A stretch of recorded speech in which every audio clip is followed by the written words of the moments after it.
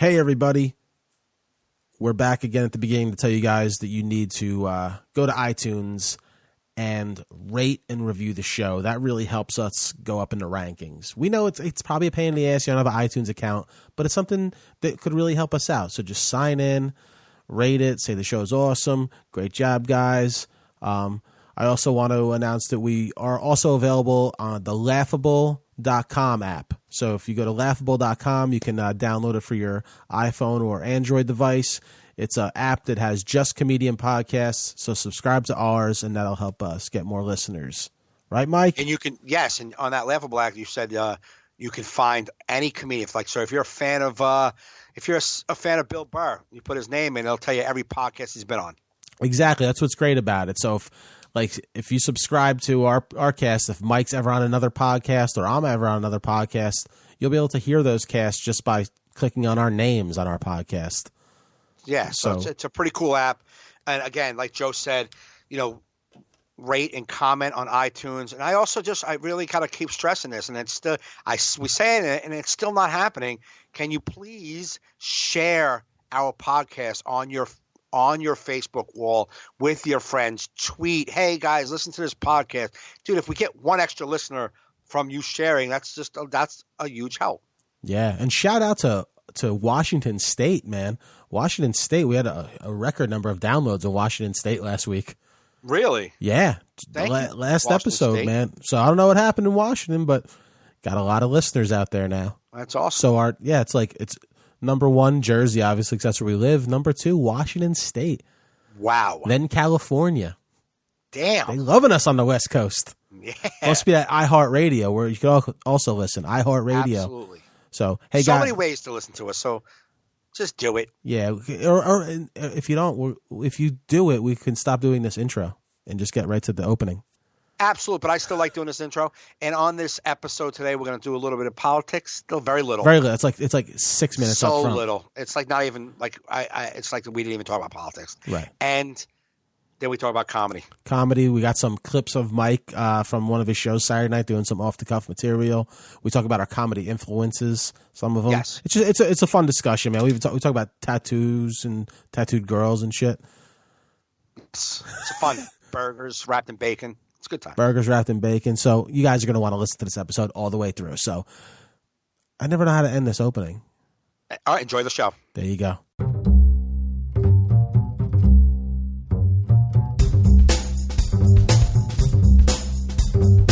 You're listening to All in Our Heads with Joe Fernandez and Mike Gaffney. Please enjoy the show.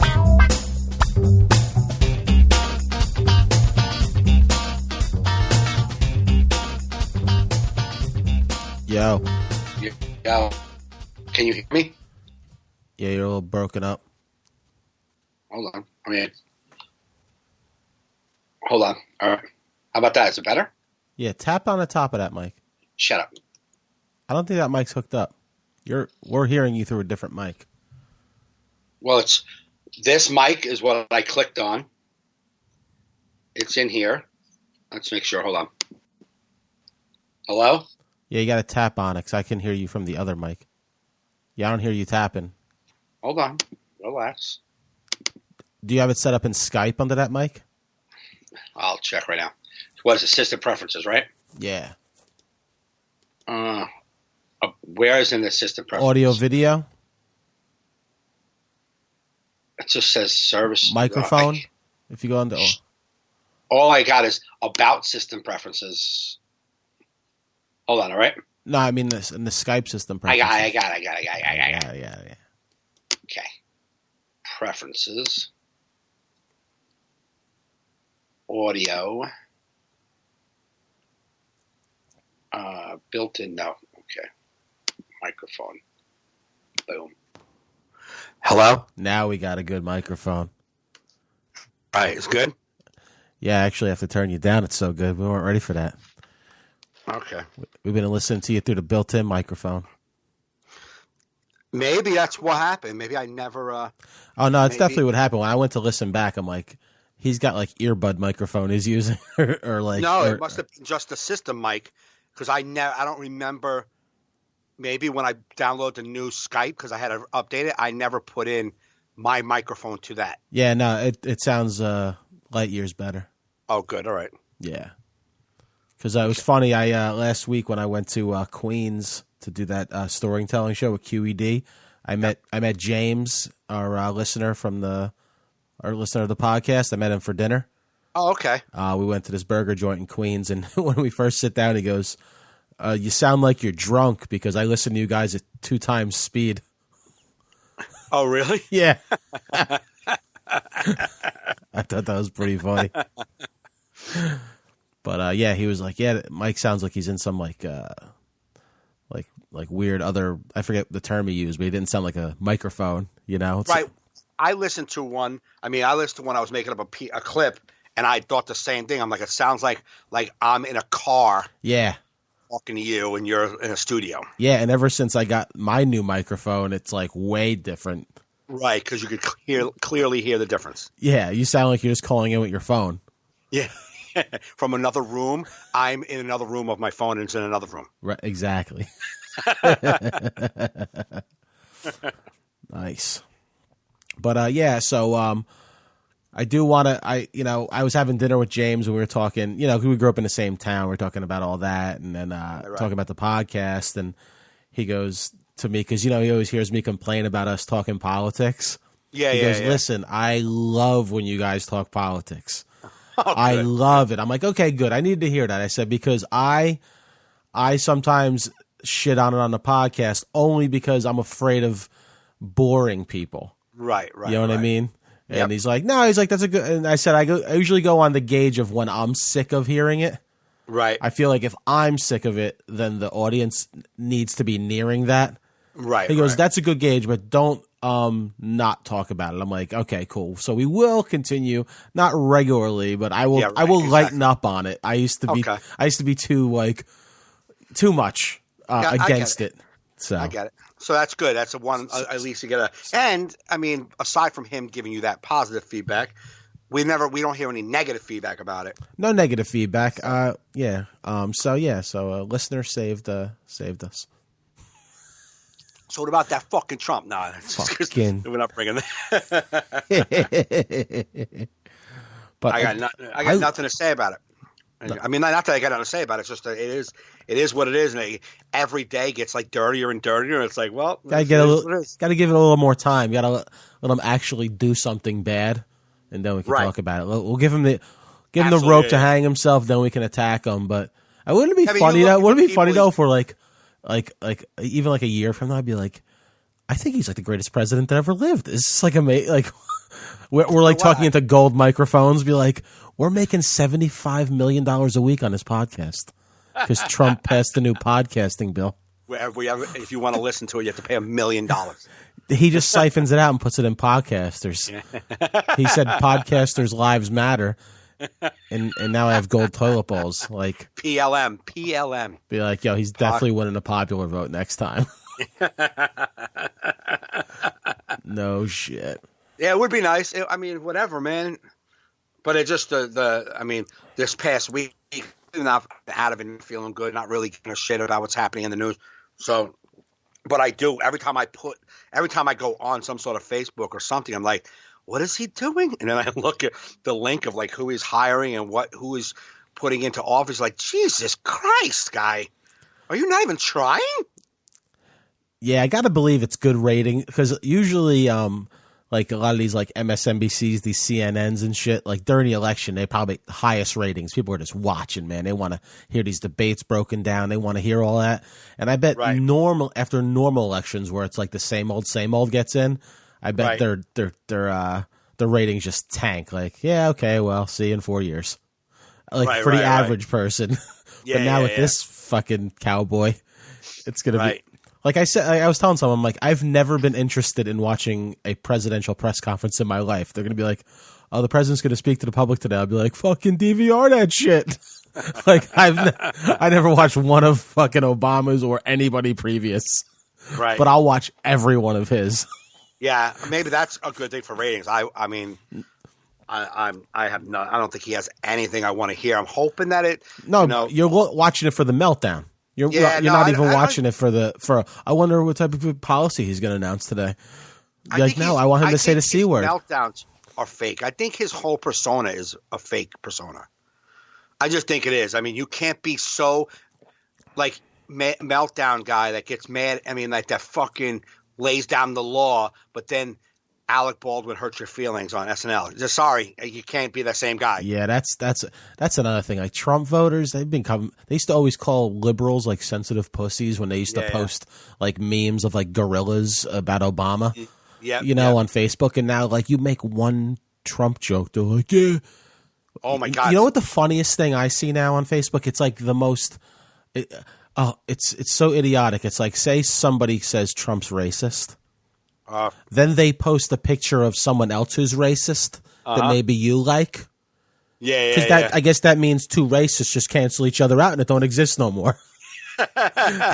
And we all live in harmony. Yeah, we all live in harmony. You know how many jokes I wrote about that I deleted to avoid agonizing. Because it is agonizing. So I just so many times I type up the joke and I'm about to post. I'm like, I want to enjoy my night. Why am I doing this? Right. Because I'm just inviting insanity. Inviting an ulcer. I'm not changing anybody's mind. But I want to point out how dumb you are. How dumb you are. Just because there are two racists don't mean your guy's not racist. Right. I haven't. If you look at my Facebook, I haven't really posted. I posted a funny video the other day and somewhere where I was going to be. I haven't posted a thing. I haven't even posted just regular life stuff like, hey, what's up, dude? Nothing. I am so disgusted with the people on Facebook that I don't even want to talk to them. It's like, okay, it's like a rowdy crowd, right? Yeah. Like you're doing a show and you have 80 people who have been pretty much disruptive and assholes now. Like, oh, now you're all settled in you've been jerk-offs for 30 minutes. You think I'm happy to perform now? You think I'm happy to talk to you? Right. For the next 25 minutes of my act? Fuck you. I don't like any of you. Yeah. So, like, I don't want to put up happy horse shit like, hey, what's up, guys? Because I don't like 90% of the people who are out there who are so fucking closed-minded, racist, bullshit artists who hate if you say one thing about Trump, they have to fucking tell you how wrong you are. They're anti-Americans. And if you're any of my friends, you know who, even if you have done anything I just said you do, you're an anti-American. You are anti-American. They're anti-American. If I can't have a different thought than them without them telling me how shitty I am or how shitty the thought is, fuck you, you piece of garbage. You're just an anti-American. Yeah, then they'll be like, yeah, but when Obama was in, they did the same thing. Like it's just like, ugh. Obama was in, and all you racist people posted memes of the monkeys or shit about, oh, Obama's taking this country to hell. I didn't jump in and say you're wrong. Right. I let you think that. Think whatever you want to think. I don't care. Right. I will not engage with someone who posts a monkey racist picture because obviously we're on two different wavelengths. Like Absolutely. We are so far apart in mental capacity and how we view the world that I'm not even going to try and change your mind. Like, right. Exactly. Like we are like, I honestly don't even know why I keep these people in my feed. I know. No, I know. like that's why I love Instagram. Though it's starting to creep into Instagram a little bit, some Trump memes, but not as much. Not people. I feel like Instagram really feeds you who you interact with. Correct, and most of the people you interact with aren't. Or suicide girls and corgis. Bro, if we can do a suicide girl corgi page, you would be in heaven. Love suicide girls. I know. They're so swell. I feel like I wish I don't have one tattoo, and they are the hottest. I don't have enough tattoos to even talk. I don't have a tattoo. I feel like I can't even flirt with a girl with a lot of tattoos. Yeah. But they're so hot. They're so hot. I have 5 tattoos, and it don't matter. I'm at Dunkin' Donuts, and there's this girl comes in. I've seen her like once every couple of weeks. She's got to be about 34, 30, maybe 35. She's so beautiful, and she has a chest and a neck tattoo goes up to like, dude. But she is so beautiful and so sexy. But I can't even make eye contact with her because I don't have even like a shamrock on my ass. I got nothing. I got not a piece of ink on me. I won't write in marker because I'm afraid it won't come off. But I bet that'd be the girl to get you to get ink. Oh, my God. Hell yeah. I considered it. Mike could be coming like big chess pieces. Like, look at this shit right here. I love Sebastian joke. You ever see Sebastian joke on the tattoos? Why guys have to tell you first off it's never done. Like the tattoo is never done. I'm working on it right here. He's like, I'm working on the tattoo right here. But he's like, but there's always a story behind it. And he's like, yeah, this is a snake. I got a snake. It's going around from my shoulder, goes down around my stomach, and the tail wraps around my nut bag. Oh, yeah, I didn't see that one, yeah. And then the head comes out right here. And then I got right here, it says, I remember you, Dad. Rest in peace. I love you, Dad. Like, yeah. It's like if you didn't have that tattoo, you wouldn't remember your dad was dead. Yeah. Like you're in the shower one day, soap it up. It's like, oh, that's right. I love you, Dad. There was this girl and there was this there's this place I go eat at a lot called Not Just Bagels, and there was this. What do they have? Everything, bagels and other things, because not just bagels. They got salads. They got great coffee cake. All right. But that's why I go in there for a salad and a coffee cake. I'm like, can I have a salad and a coffee cake? Because to me that equals a sandwich. Like. A healthy sandwich. Healthy. Yeah. Why am I going to get this steak sandwich? I get a salad and a coffee cake. It's like same thing. Maybe. I don't know. These are the diet tips that are going to explode my heart in 12 years. No one's coming to you for nutritional advice. No. If you're here for nutritional advice. You came to the wrong. Like if you even just saw mine and Mike's headshots and you came here for nutritional advice, you got big problems. Those guys got fat necks. I bet they know how to eat healthy. They can barely hold their fat heads up in this headshot. Let's see where they get salad and crumb cake. But there was this girl with like a suicide girl type. She was like pale skin, blonde. She had like a voice like this, but like she'd always like have like half shirts on. You'd see her tattoos. She'd make your sandwiches, and she's like, I just watch her make my sandwich. I'm like, this is so cool that you are making my sandwich. And then like if I came in like the little skater kid was, I'm like, get the fuck off my sandwich, man. Give it to her. Like if he was making my sandwich, I'm like, ugh, this tastes like shit. You're in line, you're like doing the math, like, okay, if she does him, then he does her, then he does me, then fuck, he's gonna get me. Yeah, I'm in his rotation. God damn it. Yeah. Yeah. He's like, what do you want? You to go to the next person. I'll wait for her. Thank you. Thank you, skater boy. Put your hat straight. But yeah, her tattoos are very vibrant from like the pale skin. So she just had this like it looked like it sounded like she was almost like on helium, but not fully. You know, like she had like, but it just fit. Was at the end of the helium? Fit. Anybody else it would be annoying on, but you're like, if you had any other voice, it just wouldn't work. Yeah. I was away this weekend, and attached to the hotel was a Hooters. So that's where I ate 3 times. You have to. But I ate the grilled. You can't afford tacos. not to. Yeah. So I ate their grilled shrimp tacos, but I talked to the broads. They would hang out and talk. So like the last night, Saturday night, this one girl came up and she has 7 tattoos. She has 17 piercings. Oh. And she just always discussed everywhere they were. Yes. My head was spinning. Of course. She was 25. Tattoos. She had one going down her back to her ass cheek. She has one on her inner thigh. That's the only one she couldn't show me. I bet if I asked enough, I would have seen that. Right. You know what I'm saying? It's that one tattoo I couldn't see and that one piercing I couldn't see. But I bet if I asked enough, probably could have seen it. I probably could have seen it. Probably. But like, I'm like, I don't have one. I don't have a tattoo. And she's like, why didn't you get one? I'm like, she goes, why didn't you never have a tattoo? I'm like, because I don't like commitment. And there's nothing in my life that I like enough to put on my body. I mean, I love my kids, but the only reason I never put their dates or their names on my body, I was always worrying, like, if I had another child, I got to add another goddamn name to my chest. Right. You know what I mean? So I was like, I just never did it. I held off on that. But I love the Yankees, and I love – what else do I love that I'm putting on my body other than my children that I want around all the time? See, I think as long as you're not getting them on your face and your neck and like I think people put too much worry into like regretting unless you're getting something ridiculous. I don't think like I have an evil jester on one leg, and people are like, well, "That's a scary jester for such." Like I go, "Yeah, but like, why'd you pick that?" I go, "Because I was there and it looked cool." Like it was a cool picture, and I liked it, and I don't regret it because it was at the time of my life. Like none of my tattoos really mean much. That's the opposite of what I would do, and that's what the girl was saying. She's like what? She goes, what if you have one tattoo? What did you want? And I always wanted a mic, like my chest, like on my chest, like something pulling, like my chest being ripped open, and a microphone, like kind of like buried in my chest. Yeah, like because like to me, like that's where corny, the microphone is. That's a little corny. Huh? You think that's a little corny? Is it on me? No, I'm saying that was the idea that I always had. If I would want something on my chest, on me would be a microphone on me, and like it coming out of my chest. And she was like, "Well, that's personal. That would be personal.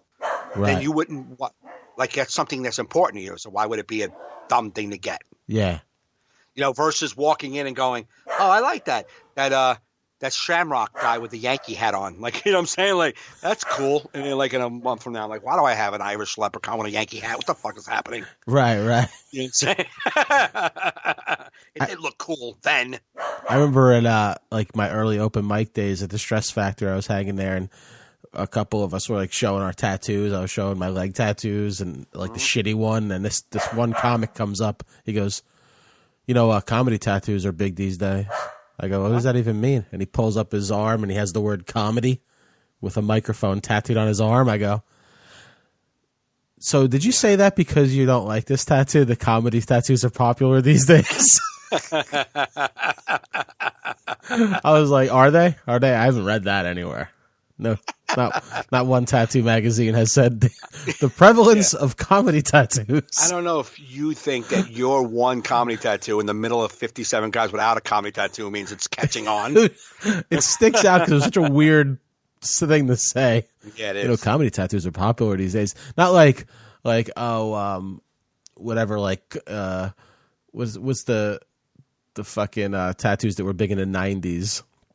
Those tribal tattoos are big. Yeah, I can see them all over. Yeah, everybody's got them. But like, so many people are just getting like comedy tattoos. Like, not even comedians. Yeah, I got this microphone on my arm. Why? Because it's the thing they do. Are you a comedian? No, but it's catching on. But I watch comedy. Yeah. But it was tough to get a tattoo. It was like, I like comedy, I like to watch it, so I didn't want to like have a picture of me watching on TV. I didn't want to have a picture of me like with headphones on. Yeah. So I just got the microphone because that's where comedy comes through, and it goes to my ears. See, it goes through my vein. It's on my arm going into my vein. You know, some junkie comedian probably has that like on his forearm, like a syringe. Like, absolutely. Because comedy's my dope, man. Yeah. Some recovering heroin addict comedian has that. Oh, yeah. Well, I know one that has a needle on his forearm with the word hope being shot into his veins. Yeah. I'm like, is that good on job interviews? I know someone who has on their wrist like something like either never alone or like something like to let her remind her or remind him that, I use. So if I ever go to smoke crack, I see that first. Yeah. Let me just tell you something. If I made a decision to smoke crack, my fucking hand could be the symbol of Narcotics Anonymous. I'm smoking crack. You think that's where I'm going to make the decision? Right there at the lighting of the stem? Like, what was I thinking? Like, I don't know. Yeah. I had a crazy friend in early recovery that he has tattoos all over. And he calls me one day. He's like, dude, I got a new tat on my neck. I got a big head vomiting maggots on there, and then it's got strings with abortions hanging from it. I go, cool. And then, and then I get to the meet. I'm thinking he's just lying to me. I get to the meeting, and like it's a big head vomiting maggots with like dead babies hanging from, like dead fetuses hanging from strings. And I'm like, and you can really just see, like you can't cover it up. It's all there. It was like on the neck, like every part of it. I'm like, wow. And then it's like a year or two down the road, he's like, I'm just tired of people judging me by my looks. I can't get like what, girls. I'm like, dude, you got a guy vomiting maggots on your neck, like, and dead babies. Like you have like even the dumbest person has to know that you may be like, you're not going to get regular girls no more. Like regular girls, like it's kind of like, No, you're not getting a girl who works as an accountant. Yeah, you're taking your options of all types of people. Like, yeah, like, and is it wrong for people to judge? Yes, because you are a sweet guy. I know it, but I knew you before maggots on the neck. So, like, we've already established, I know you're a good person, but that turns people off initially. And I feel the tattoo artist should have let you know that. Little heads up on the maggots. Yeah. Be like, I would, like, if I was a tattoo artist, I'd be like, if someone's like, yeah, I want a head vomiting maggots with abortions hanging from, I'd be like, all right, in this circumstance, we have a 5-day waiting period for those because we really need to know that you want to ruin your life. Yeah. Like, we want to know you've thought about it. You know what we'll do? No, they should do, like, listen, all right, we're going to sketch this on. We're going to just draw it on your body. We're going to let you go out in public. See what that feels like. Yeah. Go pick up girls. Try to get a job. Go try to get a girl. Go get a job. If you can accomplish both of those things in a week, we'll put it on permanently. Yeah. And the guy's going to come back and go, can I get some butterflies? Yeah. It's butterfly sprinkling fairy dust over a brand new baby boy. I'm with her on my neck.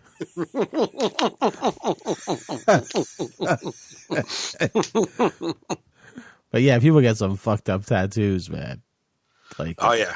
Like, even like my worst tattoo, I have 2 bad tattoos, and one's not that bad, but the worst one's on my left leg. I got it in a basement. Like, I was selling weed. Right. And I wasn't even intending to sell weed to this guy. I just had weed in my car that I was selling. And we go to this friend of a friend's cousin's house. We're just hanging, and we're smoking his weed. And he's a tattoo artist. And his mother, his fat mother, was all covered in tattoos from him, like, practicing on her. Right. Okay. It was pretty funny. Like, they were all over the place, like, with no rhyme or reason. It was just like, it was as if you gave a little kid crayons, be like, just draw on mommy. And they weren't even that good. I should have even known that right off the bat that I shouldn't have got a tattoo from the guy. They got a new tattoo gun in the mail. Hold on. The fact that he used his mom as a doodle sheet should have been the heads up on not getting a tattoo from the guy. I know. I was 17. I wasn't thinking right. It ain't about the design. I think I was 16, actually. I think I just had my permit. I don't even know. Yeah. Or no, I was 17 because I was driving. Yeah. I walk into a guy's house and his mom looks like, he's been doodle scratching as he's waiting for fucking Verizon to pick up as he's been on hold. Well, I don't. Yeah. Well, I'm not sure if I knew that going in when I met the mom or I found that out. I put 2 and 2 together. Got it. Like, I saw her covered in shitty tattoos, and you're just like, this looks like a house where someone with tattoos like that would be sitting in. It's not like we're in a schnazzy neighborhood. Everything fit up until that point. Everything fit. We're in a basement. We're getting high. We're laughing. Yeah, a good time. Up. And nothing's out of the ordinary. I get it. It's regular Tuesday. And shitty neighborhood tattooed mom. And so he's all out of weed. We smoke all his weed, and then he gets a tattoo thing in the mail, some new tattoo gun. So he's like, I want to try this out, blah, blah, blah. And then he's like, any guys want a tattoo? I'm like, I got no money. Nobody had money. I'm like, I got weed. We take weed? Right. So I gave him, I think, like an 1/8 of weed for this devil tattoo he put on my leg. Okay. And at the time, it was like, it looks like an old school tattoo, but it was drawn that way, like the old, like, sailor type tattoos. It wasn't supposed to be it's like a cartoon devil. Right. It just, if you look at it, it just faded as if it's just like faded, like all the red of the devil like disappeared over the years. Right. It just was shitty. And like he put Joey under it, but like he did it like lowercase, so it kind of looks like Loey.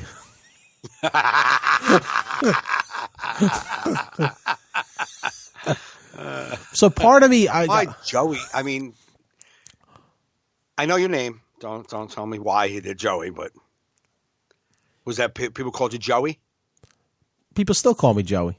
Yeah, I know, but for the most part, we call you Joey especially if you do a Bloods Joey call thing. me Joey. A lot of the girls always called me Joey.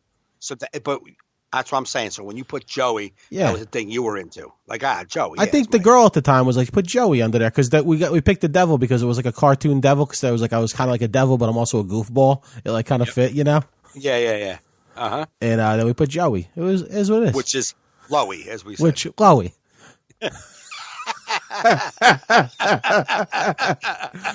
No, I thought about getting it covered up because it's so faded, but then I'm like, maybe I could just get it redone because the devil is kind of cool, and just make him put like a new ribbon and like a real Joey. Like maybe put some flames over Loey, and then underneath with that put Joey, or don't put my name at all because I know that already. That's the part I was trying to get to. Like, why did you even have to put your name at all? Yeah, like most. Now that I think about it, other than the jester on my other leg, I went and got with my brother. He got a tattoo. I got a tattoo. My mother was there hanging. Right. Because I went to get a tattoo with him just to watch him get a tattoo, and then there was a guy with an open table. He's like, "You want one?" I'm like, fuck it. Right. Okay. My mom was gonna get one. She was like, I'll take that one. It was like a quarter the size of a dime, a flower. Yeah. I'm like, why even? I'm like, why even bother, Mom? It's fucking. And then, but I believe every time, other than that, there was a girl involved. Like, okay, like it was like you have a Yankee thing on you? No Yankee thing. I have a on my left arm. I have like a band around. Okay, and in the middle, it's like a. Now, this is back in the early recovery when I was really spiritual. Yeah. So every tattoo has to have a preference, like a little preamp. So check this out. There was this redhead broad, Stephanie, that I used to wait tables with, and I back then I was kind of holding my anonymity. I didn't tell people I was in recovery, and my birthday was coming up, and she bought me this necklace with this thing called like a rune on it. It had like a symbol. Right. And it tells you what the symbol means. And then the symbol meant power to make positive change in your life. Okay. And I was like, holy shit. You know, back then you're like, yo, you don't even know. Everything was like, what? I was like, yo, you don't even really know that part of me. I'm about to break my anonymity to you. Power to make positive change is what I've been doing. You know what I mean? Like, and then, so I was like, I love this. She's like, you do? I'm like, I was like, y'all get this tattooed on my arm. She's like, that's so sexy. I'm like, well, we are definitely getting it now that you said this is so sexy. So we got it tattooed. And then you get sex? Oh, yes, I did. Power to make that positive change in my life. But it was so funny but like every time I look at it, I think of her and that like I was so like thinking that was a sign. Yeah, how everything was a sign. Everything was a sign, man. When you're early recovery, man, Mr. Spiritual. Everything is a sign. But like, do I regret that? No, it's a tattoo. It's a memory.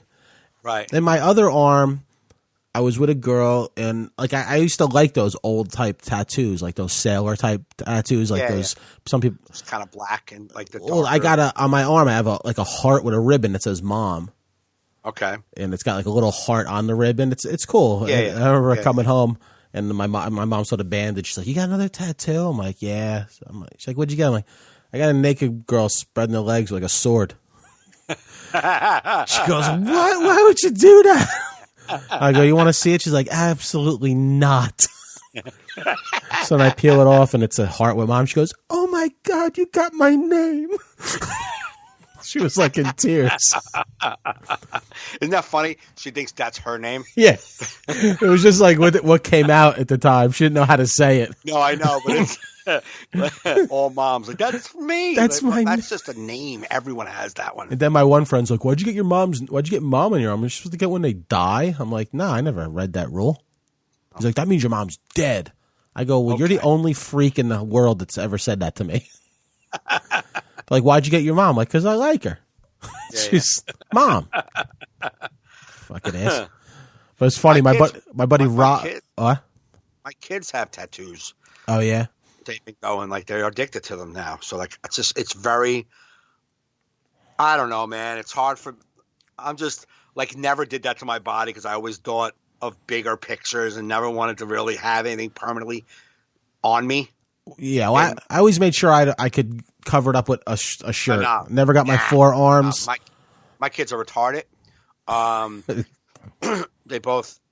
My son has one on his forearm now, on his wrist. My daughter has one on her wrist and two on her one shoulder, like coming down her chest. But it is a different time though, because it's like our age guys are becoming bosses now, and like we're more lackadaisical with that shit. I've had doctors with sleeve tattoos. I mean, it's just a different time. I understand. I totally understand. And I said I get that. I get it. It's just that like they're like the complete opposite of me. Like I didn't want to do anything like that to my body permanently, and they just run and go. They just go. Hey, look what I got. I'm like, okay. Yeah. Well, it's better than drugs, I guess. Like we used to just run and be like, "Hey, you want to do crack? Let's go." Yeah. Probably in hindsight, Mike probably should got a couple tattoos. We do it all over again. I feel like if there's like a do over in the afterlife, be like, all right, here, like if you went for the tattoo, you would have not done drugs, and you would have become like this successful whatever, and you've been like, all right. Well, I don't get to do crack though. No. No. You can do crack again. Doing crack again. I don't give a fuck. That was what I did. Yeah, it's what if you meet like a maker, like in like an afterlife, you're like, all right, if I have to do this again, how long would I have been able to do it before I died? Like, can you give me that date? Yeah, exactly. Like, did I stop too early? Like, I feel like I should have stopped, but like, what I had like 4 more years. Like, can you give me the day? Give me a day. Yeah, exactly. It's like, oh, you don't want to not do it? No. That's not the option. I'm asking how much longer could I have done it? Yeah. Because doing it is the option. Actually, I would ask, what's the right amount that I could have done that I could still be at least drinking and smoking weed? Right. Without the risk of destroying my entire life. Yeah. Where can I get there? Yeah, can you stop me right by the like right where the line, right where I crossed that addiction line? Yeah, can you give me that heads up? Yeah. And then I'll take it from there. Yeah. I'll run with it. Never happened. No. I actually been thinking about getting more tattoos as I'm getting older, because especially now, Mike, who gives a fuck? Now I'm very solidified in what I'm doing for the rest of my life. Yeah. I don't, I'm not saying I want to get them like all on my neck and stuff, but I would definitely get more on my arms. Right. Right. But back then though, I was a little bit more fit. It looked better with my shirt off, showing off tattoos. Now it looks like a sad dad. It's got, what are we doing here? I have to definitely get a kettlebell workout going or something. Yeah. at minimum. Yeah, I definitely wouldn't have nothing on my chest. If I was to do anything, it would be on my arm. On my arm, my back shoulder. Chest hurts. Chest hurts. But I have one in the middle of my back on like my spine. Right. And that hurt like a motherfucker. Really? A needle going into your spine hurt like a motherfucker? Wow. Anywhere near bone. You would never think that. Anywhere near bone, it hurts more. Yeah. That's why what the girl was telling me. Yeah, bone is brutal. Or she like did her own. She's like, I did my own. Like she showed me their ankles. Like I did that. I'm like, how do you do that? Like how do you just stick yourself with a needle and not fuck up that flower? I don't get how you did that. I don't know. I mean, they were Hooters chicks. I mean, yeah. Yeah, that's stripper junior college. Yeah, it's community college for strippers. Yeah. Just get enough credits, get to the big dance places. Apparently, they were all hookers too. I mean, I'm not saying, but the other comedians there used to be hookers that girls were also hookers. They would pay for play. Pay for play? Yeah, that's what he told me. I wouldn't doubt it. But I believed him because I was going towards the showroom, the elevator door opened, and this dude comes out, good looking guy, suit on, and a Hooters chick comes out with him. Yeah. And I could tell she didn't know him because she was telling him things like, one time I was like, and then like telling her parts of her life, like they just met and they just came down from his room. And I was like, oh, maybe there's something to this. It was funny. I never heard of a tilted kilt before. Like, really? No, I mean now I have, but like when it first came to East Brunswick, I went to visit my mom for dinner. Right. She goes, some new joint opened across by the mall, tilted kilt. You want to try it? I'm like, yeah, I'll try it. She's like, yeah, they got burgers and stuff. And I go to her with my mom. It was just so uncomfortable. It was neither one of us did any research. Just like this bra with the fucking boobs hanging out, just coming up like high skirt. She's like, what can I get you? And I'm like, you're good. You did it. My mom will have a Diet Coke.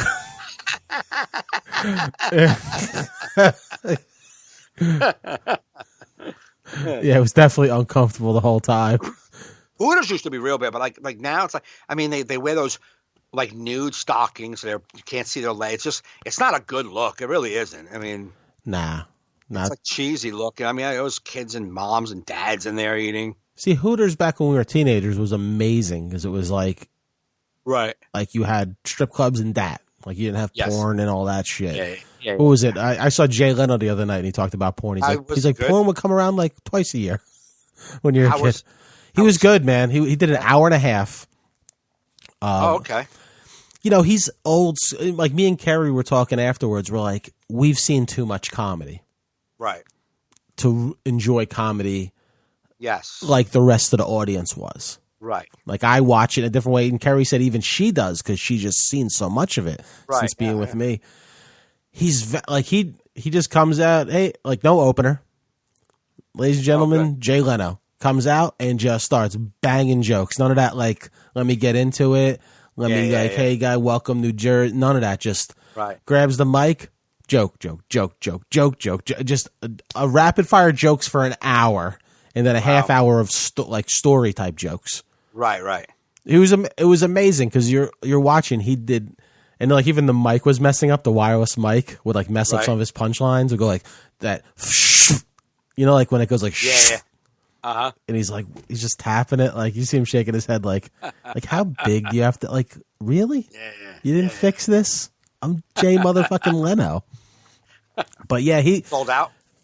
I don't know, not sold out. There was still some seats in the back and up top. Okay, but where's that joint fit? You know, the Wilmot.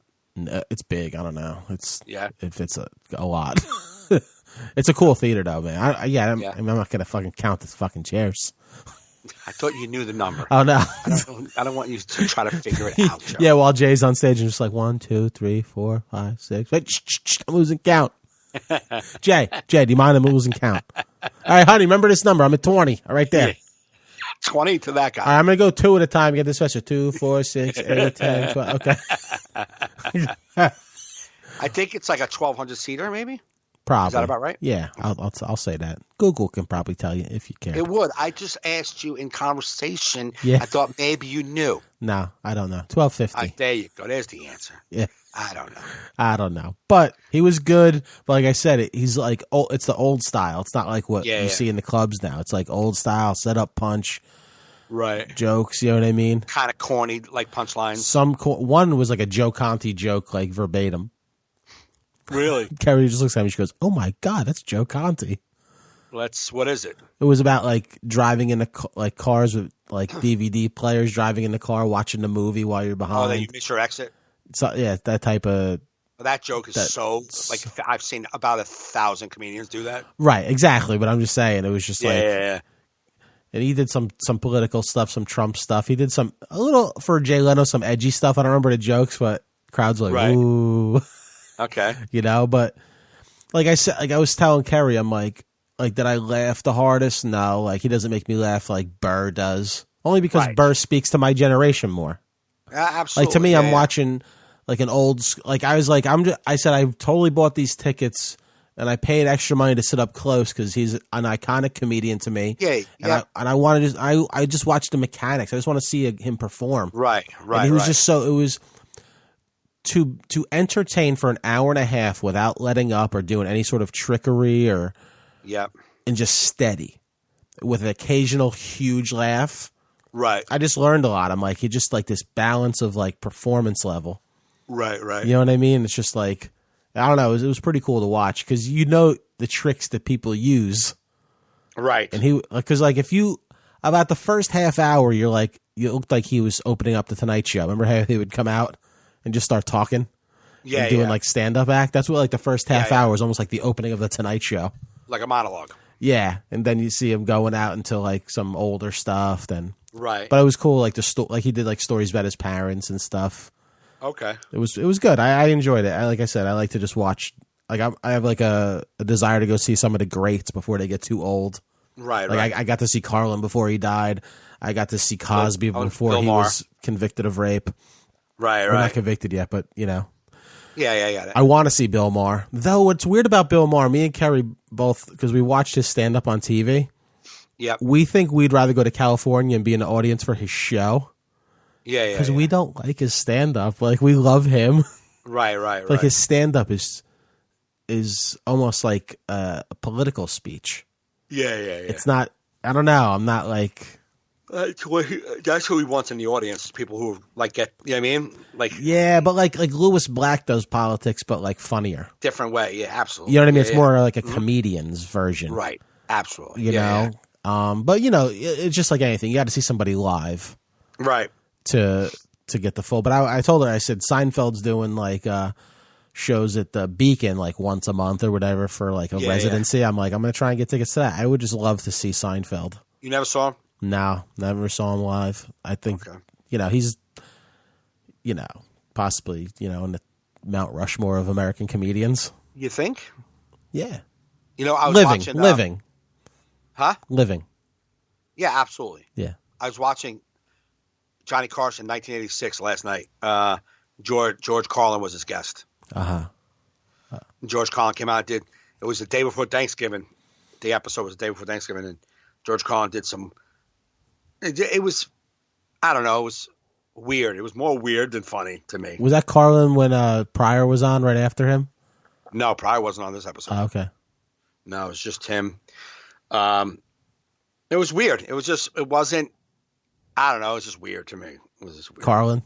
Yeah, it just wasn't. There's a good episode of the Tonight Show when Carlin comes out and does stand-up, and then Pryor comes out and does panel, and they're both on panel together. Oh, really? Yeah.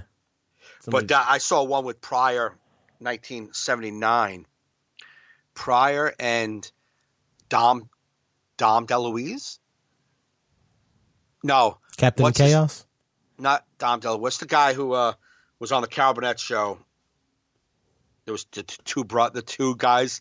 You had the short one and the tall. I can't think of his name right now. Oh, it's on the tip of my tongue. Fuck. It was, I'll get you his name right now. Tim Conway? That's a short one. Yeah, Tim Conway. Yeah. Right? Yep. Yeah, Tim Conway and Dabney Coleman was the other one. Harvey Korman? Right? Harvey Korman, yeah. Yeah. Well, Tim Conway was on the show first, and then Pryor came out. And they were doing panel, and they had this person who was like supposed to be on the show, and she had got bumped a few times. And no, it's this doctor that comes on, Dr. Green something, comes on every once in a while, and he comes walking out, and he just starts going into conversation, like just talking for like 3 minutes, just rambling. And then Johnny was like, "Did I ever ask you a question?" Like he never. But you hear Tim Conway and Richard Pryor dying, laughing. Yeah. At this guy being so crazy. And then the guy turned around and say something to Pryor, and Pryor just was smoking a cigarette. It was like just, he couldn't even answer. He was like, "Mm." Like, and then the guy turned away, and then Pryor just lost his laugh, just started laughing at him. Right. It was just good to see. I mean, I'm a Pryor. If I had to pick Carlin, Pryor, always. Yeah, I'm Carlin. You're racist. No, I do love Richard Pryor. No, it's all right. But a lot of guys, a lot of people like Carlin. Yes, he says he has. They're so two different. They're such two different styles different. That like I can like them equally. You know what I mean? It's like no, absolutely. Like because Carlin was zero personal, right? In his I act. just never liked Carlin. Like just there was some jokes that he never made me belly laugh ever. You have to watch You're All Diseased. That's like his best special, I believe. I liked the one that he did he filmed it in Union City. Can't think of the name of it. He filmed it in Union City where he comes out. Jam It in Jersey or something like that. I like that special. That's the one where he talks about putting all criminals like in like Arizona or some shit or like that. Yeah. That's a good joke. That bit makes me laugh, but never tears of laughter. You're All Diseased. What I like about You're All Diseased is he rips apart every segment of the population. Like there's nobody, like even like he gets to the point like in the show where he's like, "Oh no," he goes to himself, "Oh no, now he's not gonna talk about children, is he? Yeah, fuck the children." And he just goes like on this whole thing of why children suck. Like he just makes fun of every everybody, like nobody's left unscathed. Like, yeah. Like he talks about like what, like the House of Blues. He's like, right. He's like, what do white people have to be blue about? What, Banana Republic ran out of khakis? He goes, it's white people's jobs to give the blues, not get them. It's like that special is relentless because he just fires. Like it's. I think it's his signature stand-up special. You know how you felt about like Bill Maher?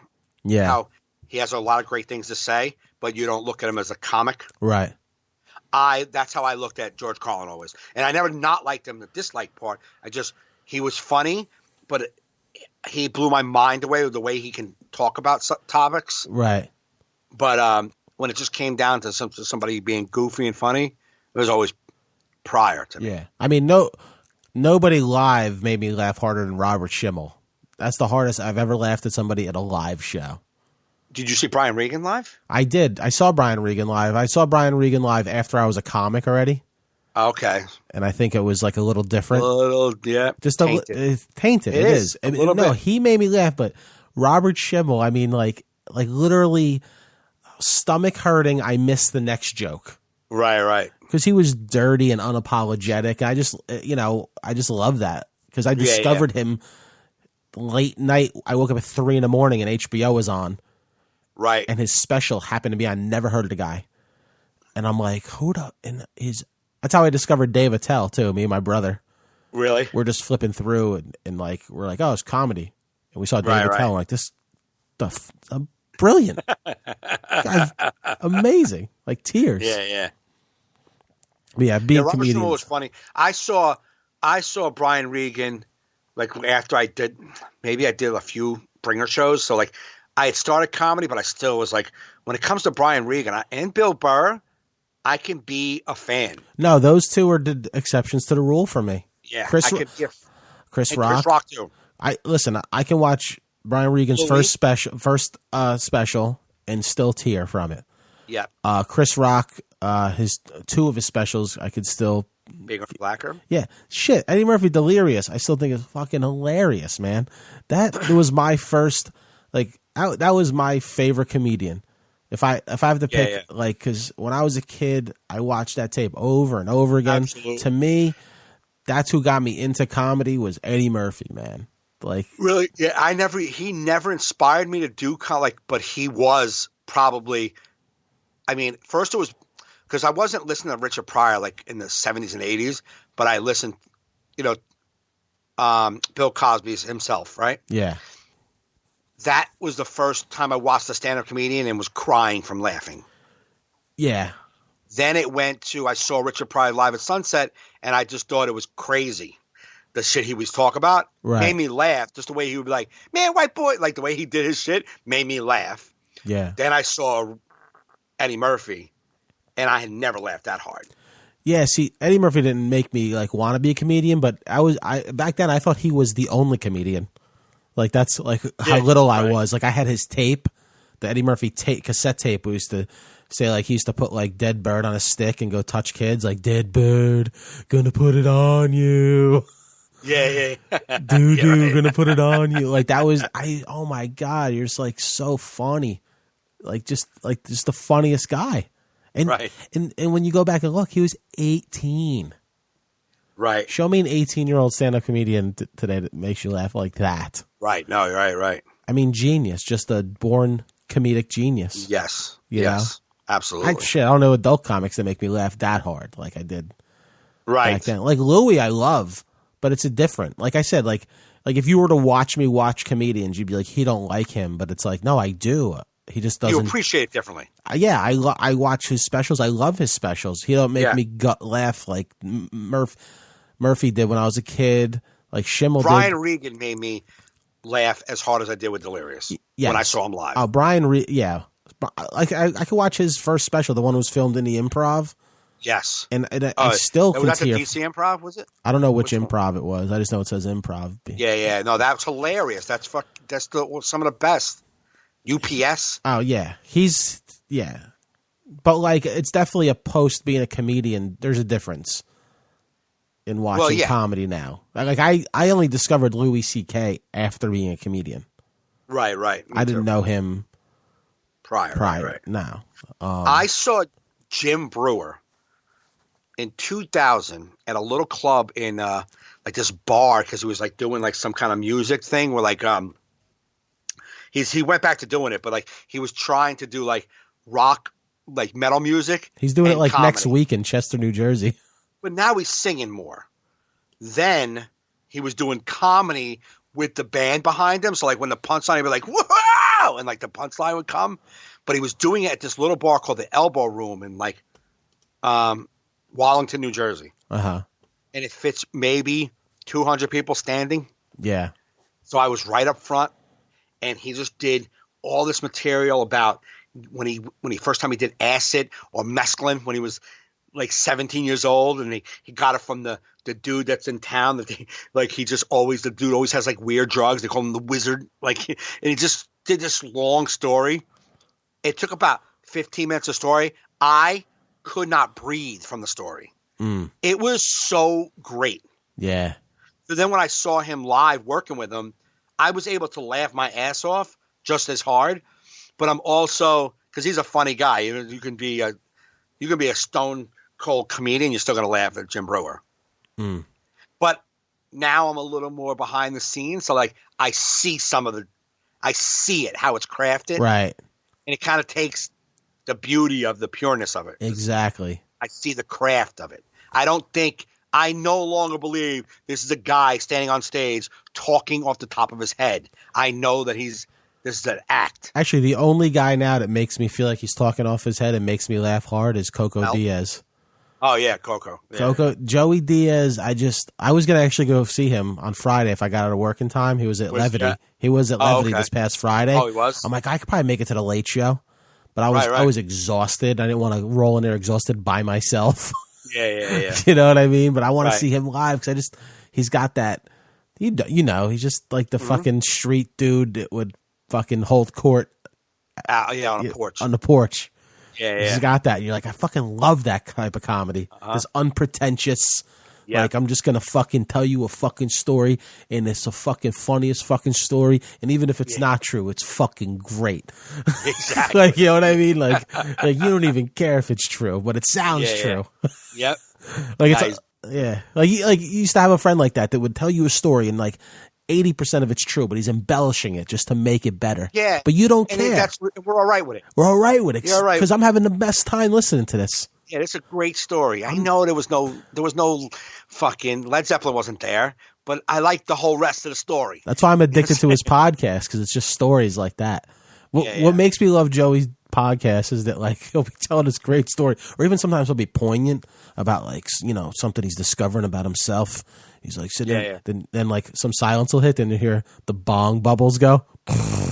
You're like, oh my god, it's fucking hilarious. Like he just found some poignant discovery within his soul. That's changed him in the moment, and now we're gonna take a hit.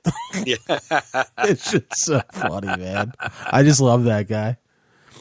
When I saw him at Gotham, me and him talked we talked like a half hour after the show or before. I think before he went up, we were talking.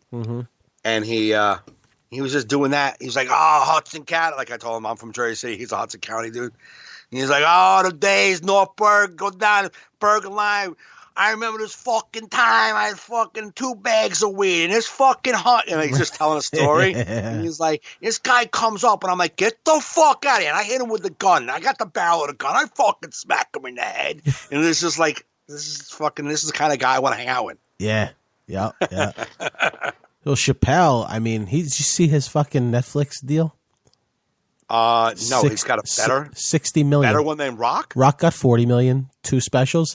Chappelle 60 million, 3 specials. 2 of them he filmed already himself that he's been holding on to, and then they're going to film the third one, and they're going to release them all at the same time. Oh, really? Just boom, like one day next year, you're going to get 3 Chappelle specials. Wow. 3 hours of Chappelle. I saw 3 hours of Chappelle at the old Boston Comedy Club / Village Comedy Club. Yeah. 3 hours of him just walked in and did 3 hours. Yeah, see, I didn't get a chance. When I started, he like what was it, like 03, 04? He was already famous and. No, but that's what I saw him in 07. Oh, okay. He had been doing the show, and PJ Landers was the Boston closed down, and that was the Village Land, not Village Land, Comedy Village, the Comedy Village, and I was running PJ's Comedy Corner, and I got the text, "Yo, man, Chappelle just walked." Oh yeah, that's when Chappelle would drop in. Like we missed when he would be like on the lineup. No, I know. I would have loved to see that shit. I walked around the corner, and he got up on stage at like. Here's the deal. He got on stage around 11:30, got off around 2, right? 2:30, said to PJ, "Y'all want to do another show?" And there was lines of people wanting to come in. The place was packed. Of course. We flipped the room. They put everybody out, put a whole new group of people in, and Chappelle hosted. Chappelle hosted the show, just bringing comedians up, and like he did like 30 minutes up front, bring a guy up. Do 20 minutes in between, bring another guy up. Remember when that happened because there was a dude that I knew back then. I don't think he does comedy no more, but he had a guest spot on one of those shows. Really? Schedule, like whatever. And he and he had a video he had put up on YouTube of him having to follow Dave Chappelle. Yeah. Because Dave Chappelle just ripped it, and then he went up and he was just like, oh, like, because he was like a whatever, doing it a couple of years like me, like. Yeah. But he dude, even when Chappelle was just up there smoking cigarettes, not saying anything, like, man, I got a slice of pizza yesterday. Like, and just like that was just, he's hilarious. He knows how to make things funny, man. Yeah, that's a special gift. Well, that was like that famous story with him. What's that famous, his managers, Barry Katz says, where Chappelle was like 18 in New York, and he took him to Washington Square to see Charlie Barnett perform. Right. You know who Charlie Barnett is, right? Yeah. He was on SNL. He was a street performer. Right. He'd just gather people around and do a show and then hand out a hat for money. Right. But he was like the greatest performer. Like, yep.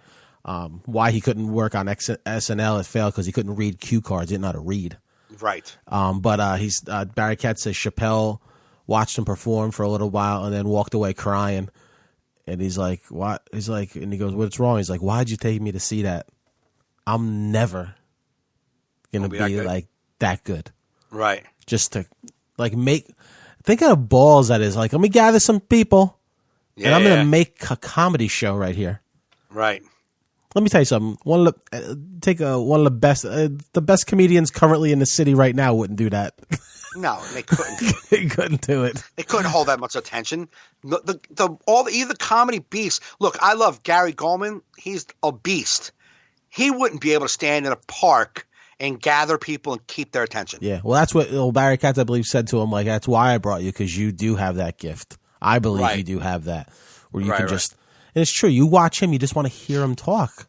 Right. You know what I mean? He's just, I mean, and now Gary Goldman can, when he's in the right setting, he'll kill and everyone wants to hear him and he'll fucking destroy the whole time. But put someone in that weird situation at the subway or at the park and that you can create. Well, that's a gift. That's natural born gifted talent. Right. Like they used to say, like Seinfeld, I heard an interview with him and they go, you're really known for your work ethic, where you wake up and treat it like a job, where you wake up at 8 a.m. and you write for a certain amount of time. You do that every day. Right. He said he's like, I had to do that. He goes, because there was guys that were just naturally funny. Right. They could go up on stage, just be funny. I'm not that guy. I'm the guy that has to be organized and structured. Structured and organized. It was like a survival technique, not a like I'm so great, so I'm just gonna do this because I'm great. Right. You've seen those guys. Yeah, you're kind of one of those guys to me. A guy that could just go up. If you said like, all right, you can't use any of your act. Right. Like you could definitely go up and do 30. Right. Off the cuff. Yeah, absolutely. Yeah. Where I'm like, off the cuff, I'm good for about 10. Right. You might do more. You just never put yourself in that situation. No, nor do I want to. I just did that this weekend. I just did 52 minutes. 8 minutes of material. Yeah. And the rest was just, there was 6 people in the crowd. Yeah. 6. See, I've done that out of survival, where like you start off with material, then you're like, all right, this crowd's dead, so I'll be talking. Right. I'd better not keep doing this. You know what I mean? Like it winds up being a good show because I went off script. Right. Well, I came up. I did a joke in the beginning, and it was like they were there. There was 6 people. They had just watched. Listen, anytime there's 6 people in an audience, it's going to be tough. Where was this at? At the Reactors Comedy Club on Friday. Oh, okay. 6 people. Yeah, and I went up. Tough. I did a joke, and it was like, meh, meh. And I was like, this is not. I'm not doing this for 45. That I can tell you. So. Yeah. I went in on them. I went in at them, like just asked them questions. And this kid who was like 23 years old had a flip phone in front of him, like an old, like small flip phones, like you see your old man, like your dad have. Yeah. Those little small gray ones. Yeah. And I was like, what the hell are you doing with that phone? And then I went off on that. I kept going off on that. I went off on that. Like, I was like, you can't, like right now, like if we didn't, you ever like try to think of an actor's name? We can all Google a movie. You have to call somebody like, yo, you need a computer? hey, can you Google Die Hard? Who is the Russian dude, man? I can't think of the guy, the German guy. What was his name? You know what I'm saying? Like, I can look it up on my phone. Then the whole 50 minutes of the show, 1 minute before the show ends, another guy comes in the audience, comes to the room and sits down with them. Uh-huh. And he was like a total alcoholic, red face. He had a Carhartt jacket on, hoodie. Looked like he was like a 55-year-old alcoholic. Yeah. And I was like, what are you doing here? And he didn't want to answer me. I was like, he was with this whole group, the 4 group of people. And I said, and the guy with the flip phone was like, yeah, I called him because we wanted people to come to the show. We didn't want to be here by ourselves. Right. And I was like, well, that's the kind of guy you get when you use a flip phone to make a phone call. That's the kind of guy who answers the phone. Yeah. When you have a flip phone, that's who we get with a phone call. I said to him, what do you do for a living? He's like, I'm on welfare. What? Everyone was being so much fun for 48 minutes, and this guy had to come in and be a dick. So he was like, I'm on welfare. And I'm like, you know what? I believe that. It's 10:30 at night, and you're just showing up to the show. That makes sense. And then I went off, and then I was done. I was done by then. But we had a lot of fun. But I did once in a while, like material would come from a conversation, right? Like yeah, this, and I would say a little joke. But if you compiled all my material, I did roughly 12 minutes of material and 42 minutes of crowd work. That's awesome. It was fun. It was a lot of fun because they worked with me. Yeah, I like that. Yeah. You know, they weren't against everything, you know what I'm saying? They weren't like, what? No. Like, they were just very, very fun and playful back. Which makes it, fun. Word. And then the Saturday show, which I sent you that clip. Oh, yeah. Should we play the clip and then you talk about it, or do you want to set it up? I'll set up the clip a little bit and then you play the clip. Are you going to play it right now with us on the I'll play it air? right now with us on it, yeah. It's okay. I cut it down. The Saturday show had about 60-something people, and they had it was in an auditorium. Mm-hmm. So auditorium seating. Yeah. So it looked like a movie theater. They had nice, comfortable, cushiony seats and dark, just a spotlight on me. It was a perfect setting, really fun crowd. And I, right in the front row, dead center, was a guy in his late 40s, early 50s, passed out. With his group, but not passed out, slumped over, passed out with his head, like he got shot, like he was like Kennedy, got shot with his head straight back. Right. Just out of it. Just nodded out. And I'm in the middle of my jokes, and the guy that was with him is trying to get and these are people in their 40s and 50s. It's not like they're 12. Right. Trying to get his attention to look at this guy who's sleeping. Look at this guy sleeping. And I wanted to be I got aggravated with that. And that's what this clip is, me talking to them about this guy sleeping. And there's a couple of – the kid's funny. All right, let's check it out. Let's hit play.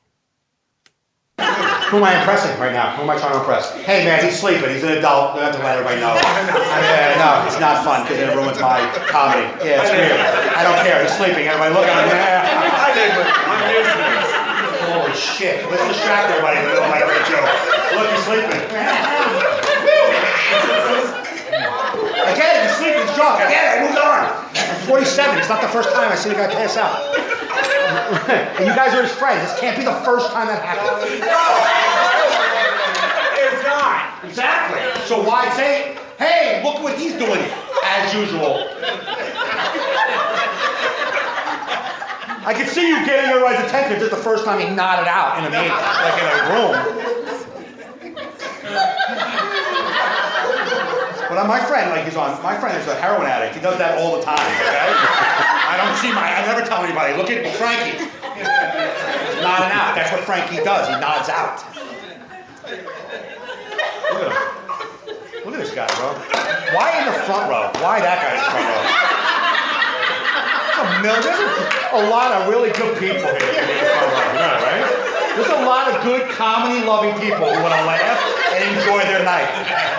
And they're back there, but the goddamn president of AA is in the front row. And nodding out on some scotch. Sad guy. That's your dude? That's your boy right there? Oh, you got something else? You're over here, and they're over there. Sorry.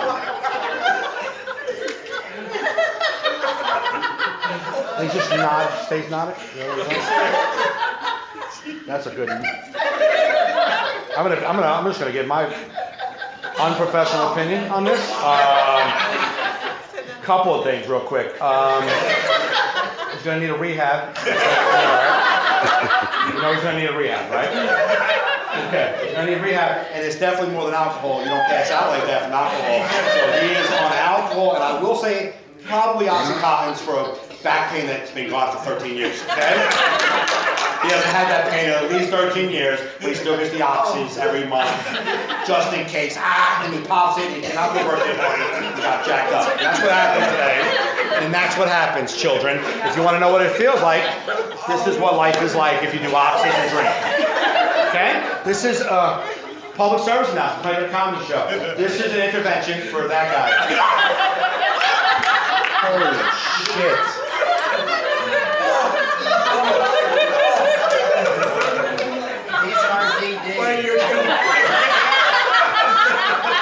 Well, I guess when you're all dying.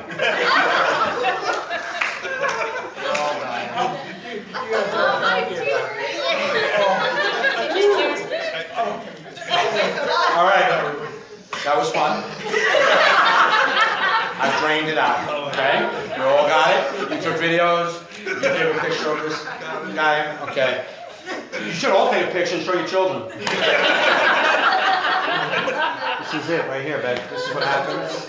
This is what happens. Whenever your kids walk out and they're 17, 18 years old, they think they know everything about the world, show them a picture of that guy. Show them a picture like, yeah, you think you got all the answers? Look at this right here. And they'll be like, oh my God, is that Uncle Charlie? Yeah, it's Uncle Charlie. That's what Uncle Charlie does when he's in public. That's what he does. That's what Uncle Charlie does.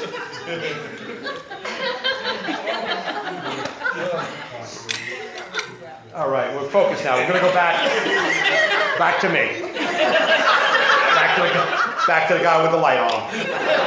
Oh my God, you guys see the story that happened in New York? It happened. We're going to talk real quick. We're not going to talk over each other, right? Guys, I feel embarrassed. I was talking while you were talking. You're good. I was like talking into the microphone. I'm so fucked up. Michael, you see they're talking. Shh, we don't wait. We want to wake them.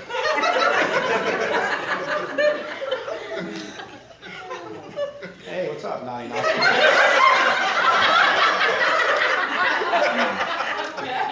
Hey, we were just on eBay looking for a liver.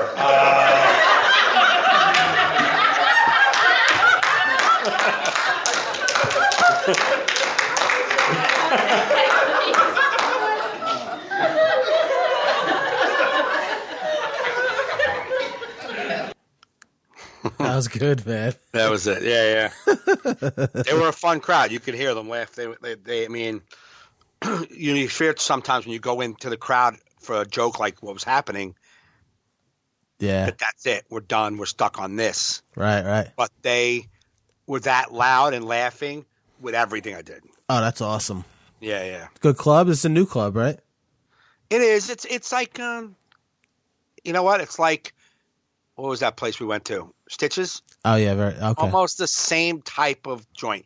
It's in a little hotel, conference room. Right. And then if they get more than 60 people, they put it into this auditorium that fits probably like 140. So. That's cool. Yeah. So the first night 6, the next night 70 something. They were a good group. That's awesome, man. Yeah, they were fun. The listeners will be happy to finally hear some audio from you. I was told by multiple that they like that aspect of the show. Good. When we add we're not going to add our act per se all the time, but it would be like these off the cuff or weird things that happen.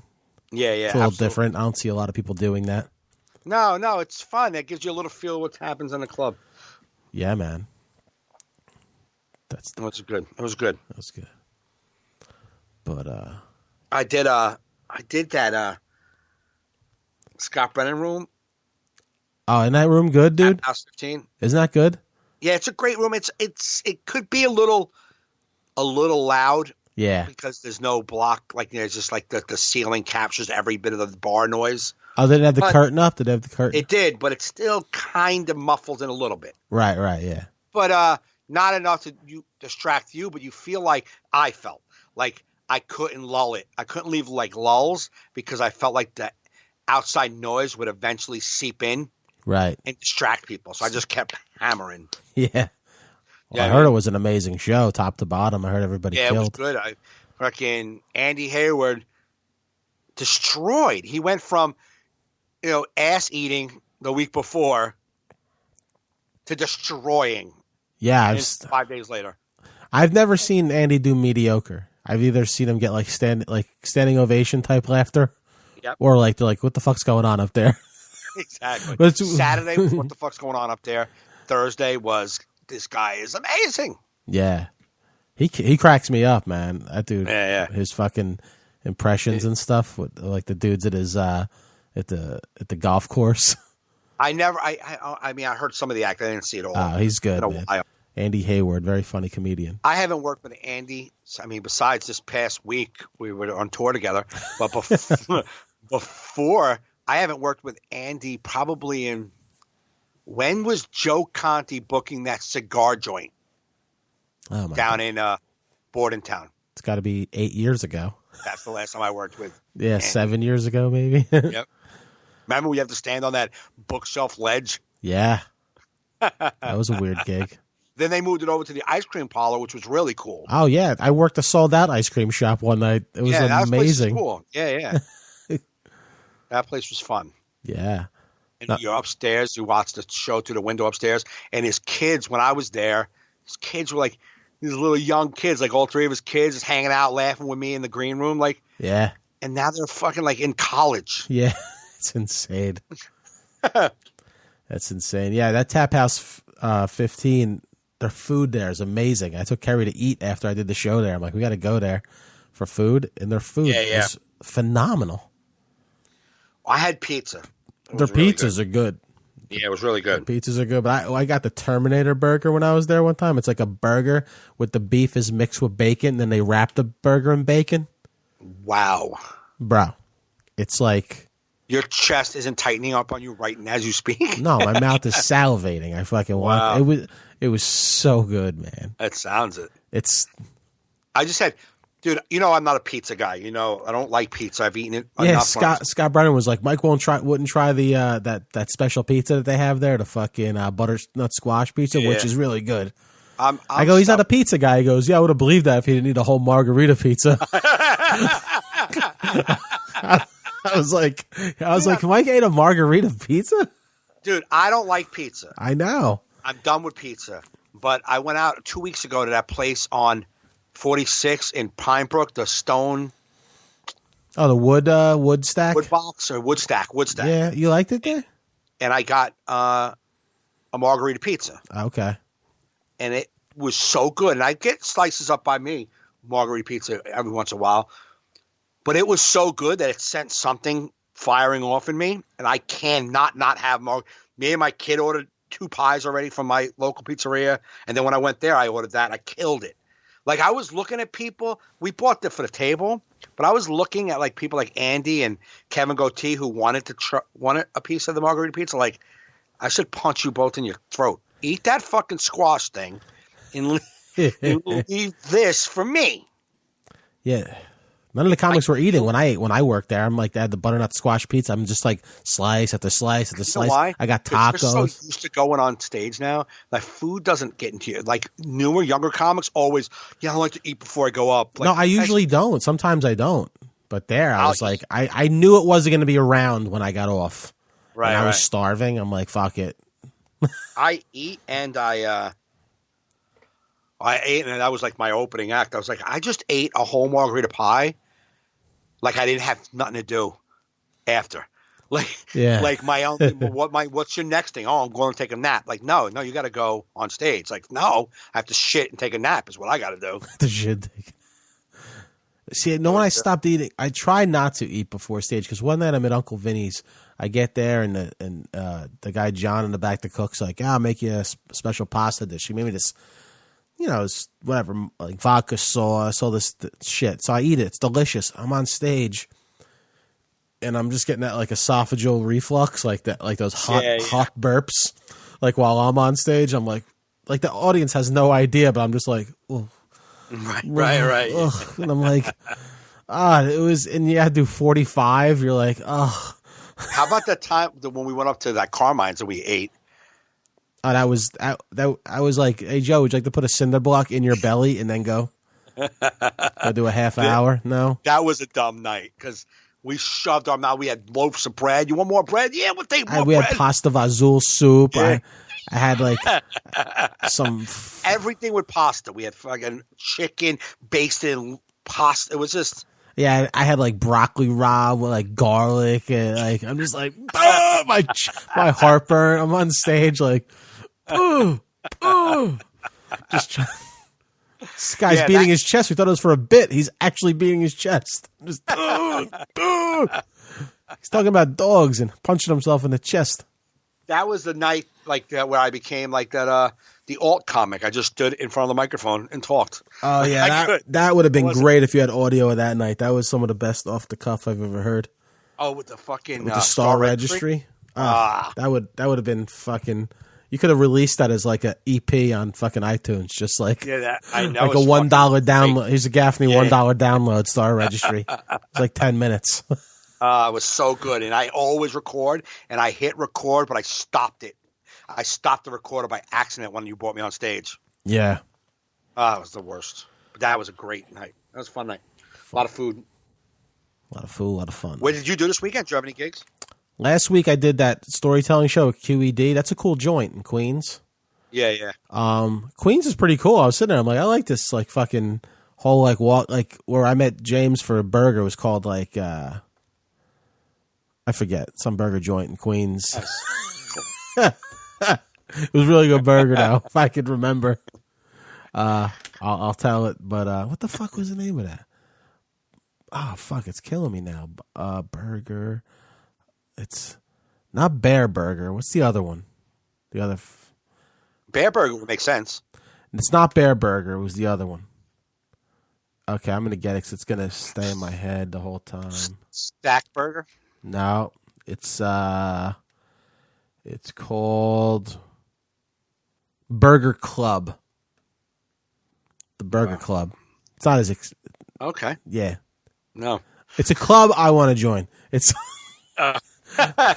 it's probably the only club you could be a member at. But that whole it's on like 30th Avenue there, and it's just Queens is not Queens is like just white people now walking up. You can like walk to get fruit and shit. It's right. I'm like, I could live in a neighborhood like that. Like, I just want, I'm going to go walk down and get an orange and then come back home. Like, it just seemed like a nice neighborhood. Right. I was like, I always wanted to live somewhere I can walk to get shit. Yeah. But, so we had that. Then I go to QED. I don't know if you ever did a show there before. No. It's like this little, like, alt room.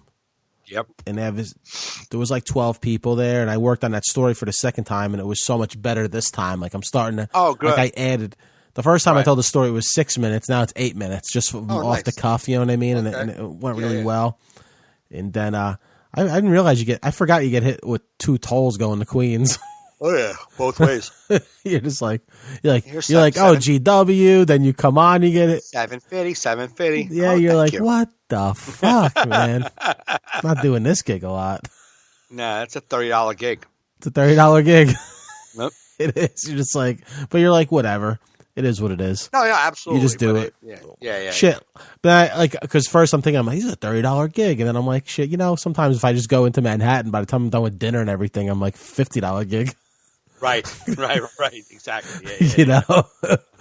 And then Saturday, I had a 5:00 show in Hoboken. You're like, it's at some bar called the Shannon. And this dude booked me. He wasn't even going to be there. He's like out of the country. KP was hosting it and supposed to be running it. He's on crutches. I'm like, this is going to be a shit show. And you walk in.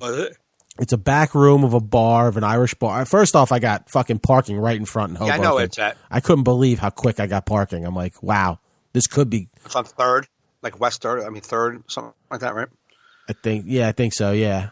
And so I got front parking, which was a miracle. I'm like, okay, maybe even if the night sucks, I got front parking. This night's already better than I thought it was going to be. Yeah. I thought I'd be driving around till 5 minutes before I had to go on stage. Yeah. Because I don't know what it is, like especially Hoboken, especially. I've never been there where I haven't seen parking spaces. Like where I haven't seen, I feel like people move there, park their car, and they leave it there for 20 years. Like they're like, I'm not moving. I'm not moving my car. I've never seen a time. I've been there all times a day. I've never seen no cars. Yeah. It's like they just that's it. It's just parked here forever. That's why when I used to do Danny's room, my joke was I would always go like, sorry, I just got up here. I've been driving around waiting for someone to die so I can get a parking spot. Like just waiting. You got to wait for death. And then like, oh, he's moved out. I can move in now finally. What the fuck? Yeah. So then we go in and there's in the back room. It's a cool room. It's a bar room, but it's separated from the bar with a wall. So it's a quiet back room. There's going to be comedy there, but there's a party in there that was there for some Ronald McDonald House fundraiser. Okay. So the bar was like, all right, we told them if they want to stay for the show, they can. They don't have to pay. They can just stay. Right. So it's getting to the point, like it's almost showtime, and they haven't said whether they're staying or not. They're just still playing this huge game of Jenga in the corner. Oh. The big Jenga. Yeah. And so people are coming in, and KP don't know who to charge no more because he don't know who's part of it. He's on crutches. Right. He's like, I'm not walking around. Right. So he's like, fuck it. It's a free show as far as I'm concerned. Alex shouldn't have went out of the country. There was no way to discover who was who. And I guarantee if you said, hey, get everybody $10, it would have turned into no show. Yeah. You know what I mean? Oh, $10? Call us when this room's free again. So it was like standing room only. And it was, I'm just going to take a wild guess, maybe 6 or 7 comics before I had to go up. Wow. And, normally you're like, all right, these people are here for free. They're not going to be focused by the time I get up there. They're going to be. Yeah. But, man, each comic was like build. Oh, good. And when I went up, I did like 25 minutes, and it was just amazing. Like, it's awesome. So weird when you're sitting there side stage, like, because the comics are doing great, and you're like, they're going to be drained by the time I get on. See, I would be thinking the other way, that if it was a free show, if the comics weren't great, by the time I got up, the only people left would be real comedy fans. The other people would have walked already. Yeah, well, some people did walk during, but I think it's not on the fault of the comics. Every comic was doing good. And then I didn't know a lot of these comics, so I have no idea what's about to go up. You know what I mean? I didn't know any of them. So, like, this guy goes up, does good. Then this girl goes up and murders. And I forget her name, but she goes up. She's the girl. She's 2 before me. So she murders. I'm like, oh my God, I'd love to jump on that wave. Like she's destroying. So you don't know with this next girl. So it's back-to-back girls. This black girl went up and she murdered again. I'm like, oh shit, let me get up there. you know? Yeah. And yeah, it went great. And then I went and ran that NA show with I wasn't on the show. I just kind of set up Yeah. I kind of just went up and I brought Ritu up so she didn't have to go up cold. Right. And did that. How many people were there about? I'd say 40. Now, what did the room fit? Do you think more like? Well, if you would have put out more chairs, it would have fit more. You could have fit more people in there. Thanks. How many people do you have seated at the table? 4, but if I put more, I can put 6. Yeah, no shit. I know. I don't know. I'm not good. I don't know how big the Wellmont is, nor do I know how big the United Methodist Church. How do you not know the size of the room? What could have fit in there? What comfortably sat? I think it could have fit 100 people in there. There you go. Take Joe. Had about 40. But they were dull at first. They livened up, but they were. Did they have a stage? Yeah, they had a stage. Nice. It's much nicer than the other room they used to have it in. Well, that's what I wanted to know. Get a size. It's more of like like you're on top of them. If you pull the chairs up, the tables up closer. It's not as high of a stage. But thank God I had my backup speaker in my trunk because they were tapped into the system. Well, because they had good speakers there that the church gave them, but weren't working. So then you had to go into the system, those like tin speakers in the ceiling, and it was brutal. But I have a little speaker that I bought for like a house party. I'm like, all right, but it's a PA speaker. It's not like a guitar amp. And it was fucking clear as day. That speaker proved a lot to me. Nice. I was like, I've been disrespecting you, so leaving you in my trunk, not thinking you're powerful enough, and you fucking killed it tonight, speaker. In a room full of 40, and that could be fit 100. That's a small room. It could carry the volume of. I don't think you realize how small this speaker is. Like even when Troy Allen came out to my car, he goes, "Want me to help you get it?" I'm like, "I don't think you need to help me with this, but you can come walk with me and keep me company." And then we both look at it. He goes, "I go, I don't know." I go, "This is even smaller than I remember it being." He's like, "Yeah, it's pretty small." And then I was like, "Well, let's just give it a shot because that sound is so ass." Right. That it can't hurt to carry this little thing in. And motherfucker, little speaker that could. That's awesome. Yeah.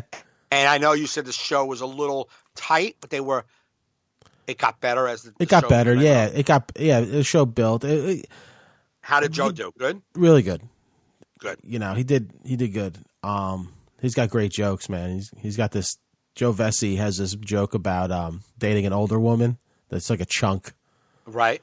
Like I don't know. I only heard the joke once, so I wouldn't even venture to try and tell you it. Right. But like it's really good. Oh, good. You know what I mean? I'm glad. I mean, I went off of total gut on him. I did that. Nobody told me to go ask him. I went and got him. Well, sometimes you see people like you never see them. You're like, can you headline? Especially, some city comics you'll see could do like good 20, but then it starts petering. So he's good because like they weren't like the craziest, rowdiest group, but he was able to dip into crowd work, get them. He's very professional. Like he was a real comic. It wasn't like I'm done. I'm doing my material. Like he would do some, then he'd like get on them for being weird. Right. And they would laugh at that. He'd like roast the guy over here, and he like kept bringing these guys back in. Like he knew what to do for that crowd. Yeah. And again, I never saw his act. Yeah. I never even seen his act. Yeah. I've never seen him on stage. We ran into each other at LOL a couple times. I never saw him on stage. I just had it in my gut. He's on tour with freaking Spade, Sandler. They're not bringing a scrub. You know what I'm saying? And I know he did the show out on Long Island with Leonard Oots and that crew, and I know they're good comics he's hanging with. Yeah, and then you sometimes like you see like, all right, let's see how they do at like a half hour. Can they bring it home a headline set? Like sometimes, like I said, like some certain city comics, and then that only do short sets, and then like they looked like the crowd seemed tired. Like he's at a half hour, but then he brought him back, and he did 45, maybe 40, awesome. 48 minutes, maybe. Beautiful, and like. They loved him. Like, girls are like, I want to follow you on Facebook. And, but they weren't like, it's hip. Like, sometimes you come to like, it seemed like almost like you were walking into an NA meeting that night, not an NA fundraiser to have fun. It was very like morose. Really? Feel like even he was like, he's like, because I go, these are some of the best crowds. He's like, they are? He's like, because we haven't even started the show yet. It was just like a vibe. Right. There was like, you know, like people were kind of like, where's Gaffney? Gaffney going to be here tonight? I'm like, nah, he's on the road. What the fuck, man? Why no Gaffney? And I'm like, because he's on the road. What do you want? I don't know how to keep answering this question. And then, but there was a lot of people that didn't know that most people have never seen us. Right. A lot of new people, a lot of new faces. The convention, they said they're getting so many registrations from up in that area. So it's going to be a whole new group of people. Nice. Which will be good. Where's that at? In Westchester, right? It's in Tarrytown at the Marriott. Tarrytown. Oh, that's great. That's December 30th. So if you're in recovery listening to that, go to the New Year's Eve convention up there. Nice. Yeah, so hopefully it'll be good. That's why I wanted to do that one instead once it's a new area, because I'm like, these people probably won't have seen me. So on that show will be Jackie Byrne, you, and Dustin Chafin. Yeah, it'll be a good show. Yeah, It'll be fun. And I cornered them about getting a small room, and they did. Oh, good. Well, they already saw how good it worked last year. Right. It's like, yeah, small room, man. I go, because they said, last year we sold out and we turned away about 100 people. I said, that's good, man, because you're better off turning people away, because then it makes demand. Like, I better get my tickets early next time. Right. I didn't get to go in last time. Yep. You know? Absolutely. That's good. I'm glad it worked out. I'm glad the show worked out. I kind of knew. I was like, very rare do I book somebody but I kind of knew it. And I just was like, I'm doing this. I'm going to ask him if he's available. Couple of reasons. One, if I got booking an NA show, I think a lot more about it, I think, than you might. I feel that if they're hiring me, it's because they want to see me. Right. If they're booking us, they want to see us. Right. So either I'm giving them that show, or I want to give them some taste of a little celebrity. Right. And although he's going to be in the Adam Sandler movie, and they can see him on any, the 2 seasons of these commercials for Optimum. You know what I'm saying? It's like that might not be a lot, but to guys who've been smoking crack and shooting heroin their whole life, and now they're clean and enjoying life and laughing, they get little celebrities hanging out with them. Yeah. That's what I like to do.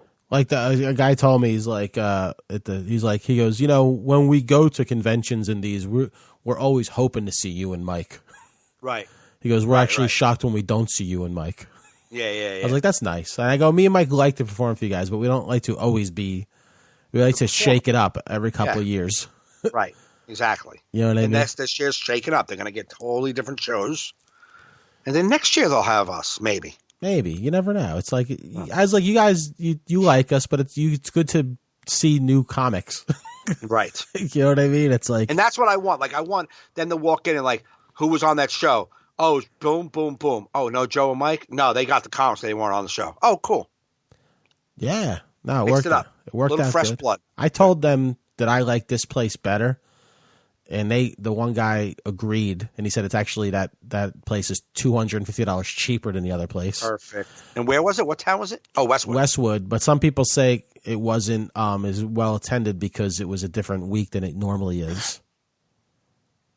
Well, there's no. I was like, I don't know, I don't understand that, but that's there's no, week. I mean, they used to when I first started doing it. They said they used to do it in September. It's September. You know what I'm saying? Yeah. But then they keep pushing it later and later, and I'm always like, October should be the latest, not November, because November's too close to the convention. Right. Yeah, people they don't got the money. Yeah, and I'm going to do another comedy show fucking 5 weeks later. Right, exactly. You know what I mean? Like, for saying, it was good. Who's on it? And the other comics did good, too. I mean, Troy and Ritu did really well. It's just, I said, they were a tough group to get kick-started. Right. For some reason. You know what I mean? And, like, right. A couple of yappers, but, Yeah, it's just. It is what it is. That's comedy. Absolutely. No matter where you're at. But, no, it was a fun weekend. I got a show tonight, actually, so if I do get this off in the next couple hours, anybody downloads it, I'll be at the Saint. I'll be at the Saint in Asbury Park tonight. Oh, you and my boy Alex Pavone. Alex is on that show. Oh yeah, Canadian. We took our acting class together. Oh, okay, cool. We took acting class last year together, and he was in L.A. for the pilot season, and we did acting class, and we were learning the Meisner technique is what we learned. So he was at pilot season all last season. He emailed me. He goes, yo, just wrapped up pilot season. Meisner can go fuck himself. That's funny. So when you see him, I tell him I said hello. Yeah, Scott Brennan's on the show tonight, too. We're going to ride down there together. Okay. I'm looking forward to it because I finally want to play the Saint so I can decide whether or not that's where I want to shoot my video. Who's putting the show together? There's this Jersey comic named Joe McAndrew. Okay. Because when I didn't know he was doing shows there, I called the Saint to talk about shooting my video there. And I was like, I want to come down. And the guy goes, there's a young kid that runs a show here once a month. And okay. And then I Googled, I was like, the name sounded familiar. Then I'm like, I've met this kid before. Oh, good. And then I was like, I told him, I was like, could I get a spot? He's like, oh, definitely. So I think I'm doing like 8 or 9 minutes tonight. But get a little feel for the place. Yeah. I mean, visually it works good. Right. But now you can feel it. Does it work as a venue for stand-up? Exactly. That's what's good. Scott's on the show because he did TV work with me. So we're going to look and see where we can put cameras. Okay. Like a whole scouting expedition. Good. And there's a Korean taco place we're going to go to before and wolf down some tacos. Nice. Fucking A, dude. Fucking A. So I got that show. What else do I have this week? I think I got... Oh, and then Saturday I'll be at the Comedy Shop in Pompton Plains featuring for Jim Florentine. Oh, nice. And then that's it, man. Fucking Turkey Day before that. Oh, Levity Live. Actually, what was it? Levity. Actually, Gotham Comedy Club next Tuesday. Levity Live next Wednesday. So, are you Levity Live? Yeah, this kid Dave Sidzik. Oh yeah. He runs a mic, and he booked me and Kevin Downey Jr. to close it out. Okay. And that's this week, Wednesday. The 30th, the week next Wednesday. week, next Wednesday, and then I'm on Ken's show at Gotham on the 29th. Next Tuesday. Yeah, but me and KP are going to ask him if we can go up first and second because KP is doing a roast battle at the stand, so I may bust out of Ken's show and go watch KP bomb at a roast. Oh, nice. Who's he roasting? Who's he battling? This kid, Mike Salona, the kid who booked me at the Ha Comedy Club. They're both, nobody knows them, but KP has, I was like, you got to be mean when you're roasting someone nobody knows. Right. That's so. Can't be too inside and can't cute. be too inside. So I don't know. I want to go see how both of them do. They'll probably both bomb. Right. But when is that? Tuesday next week, right? Tuesday. That's it. I'm sure Ken will let us go up early and bust out. I'm sure he won't care. What time is the roast battle? 10? I don't know, actually. I know KP said he wanted to get out of there because he's on crutches still. Yeah. So I was like, well, we can hop in my car and I'll drive because I've never been to the stand. I get out of acting class at 9:30 Tuesday. All right, well, we'll hang out after. Yeah. I'll come meet up with you guys at the stand or something. Yeah, that'll be cool. So you're okay. So this week, where am I at this weekend? This Friday, I am at Pocono Palace, where my dreams go to die. Oh boy. And then Saturday, I'm at a place I think it's in Bridgeport, Connecticut. It's called the Curtain Call Theater. Okay. Supposed to be like a small, maybe 140, 150 seat, like old speakeasy type of theater. Uh-huh. So I was supposed to do it last year, but something happened. So now we're doing it this year. A Saturday after Thanksgiving. Right? No. the Saturday after Thanksgiving. So Thanksgiving is this Thursday, right? Is this Thursday? Yes. I never know that day. I never know Thanksgiving. And I remember at Ha, they, every Monday, be like, what do you want to work this week? And I would always give Thanksgiving Day. Always. For 6 years. Put me down on that. And they're like, Mike, Thanksgiving, right? And fuck family. I can't do it that day. I love Thanksgiving. It's one of my top holidays. Really? It's fucking, getting together with the family, just fucking eating food and shit.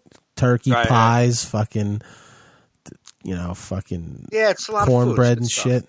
Good stuff. Cranberry. I feel like I never eat cranberry sauce unless it's in November. Yeah, why would you? Who the fuck eats cranberry sauce?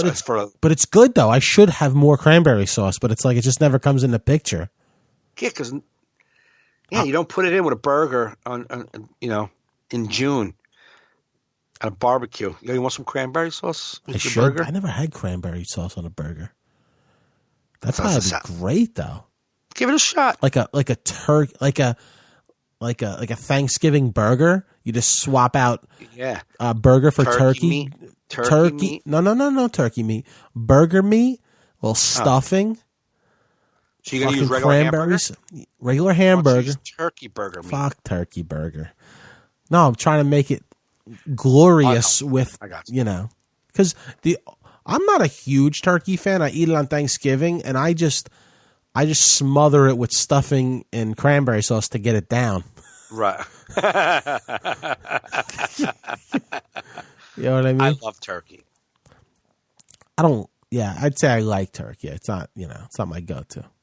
I'm all about the sides at Thanksgiving. It's like I always have like 2 pieces of turkey. Then I'm just like my fucking aunt's. She has like this like cream fucking bean salad fucking thing. It's so good. Joe, can you help us write out our menu? Or like Carrie's relatives when we go there, her cousin makes this like cornbread, like fucking. It's. Here's where it is. I realized it. I just figured it out. When your brain has a hard time explaining what something is, the fucking shits come. That's when you say fucking and shit a lot. So it's like it's a bean spread fucking shit thing with butter. Like it's like what happened right that's there? That's my Yeah, that's your That's your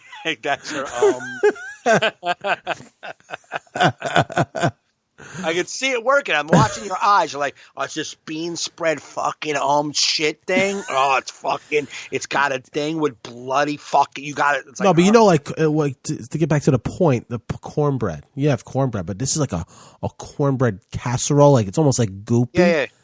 Yeah. Like goopy. Oh my fucking god! It's like I'm happy we're at my family's side this year to see my brothers, but I'm gonna miss the corn goop of her family side. It's really good. What's this this laughable thing you sent? Oh yeah, we'll also it's a new app that I saw that I heard advertised on other people's podcasts called Laughable. Okay. So they're like, yeah, it's a good place to listen to comedy podcasts. So I downloaded it and looked at it. It's pretty cool because like if you like if you like somebody, say like Dave Attell, it'll show you every podcast he's on. So you know, like other people's like he's been guests on. He's been guests on. Okay. And if he has one, so I was like, I wonder if ours is on here. So I just searched and ours is on there. Oh, nice. And we have our own little like profiles on there. So like I would like if you click on if you go to our podcast, it has our old logo still and some old headshots of us. Right. But if you click on it, it'll say Mike Gaffney, Joe Fernandez. So you click on Joe Fernandez, it'll show that I was on What's the Grief, Jordan Ferber's podcast, along with my podcast. Right. So it's like a curated thing. So I was like, I just promoted it. I'm like, this is cool. Any place people can listen to us.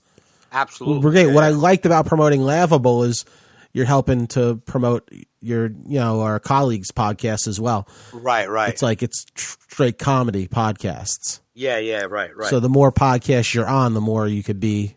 Got it. Have like more of a profile. But I don't know how we got chosen to be on there because I just for shits and giggles searched other friends' podcasts that are and they're not. So I don't know how they chose us. Oh, okay. How we were a choice. Well, you know what? I'm a name. You know what I mean?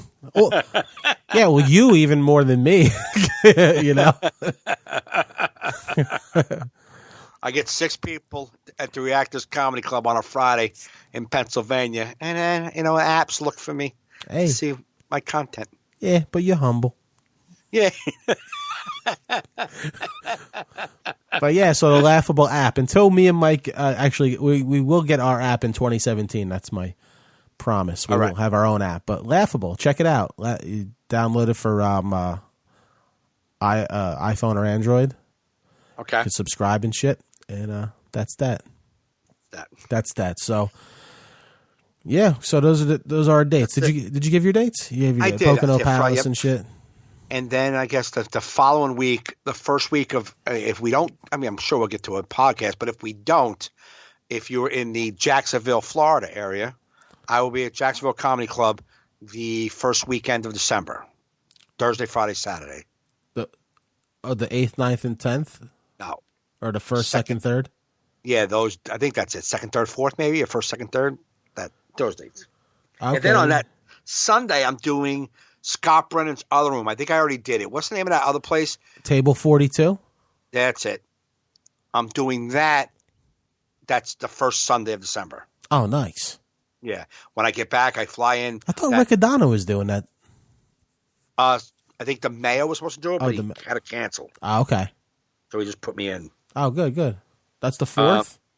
I think that's that Sunday the 4th. And I fly back that morning from Florida, and then I do it that night. I'd come out, but we're celebrating Justin's birthday. Justin's going to be 16, bro. Wow. He's going to be starting driving lessons that week. Really? Fucking insane, dude. Yeah, wow, that kid's getting big. Too. Kerry called me. She's like, we're finding a driving school for him, and so we picked one. I go, I just got like a huge rush of anxiety. They're like, I'll go pick him up at school. He'll drive around. I'm like, what do you mean? Yeah, I don't know. That's nerve wracking. Yeah, that he's out there. He'll be out there driving next year. Yeah, it just means he's getting older, man. It's just, is that what it means? I know. That sucks. These kids are getting older. Everybody's getting older. It means we're dying. What are you going to do? Had to leave that one. Thanks for listening.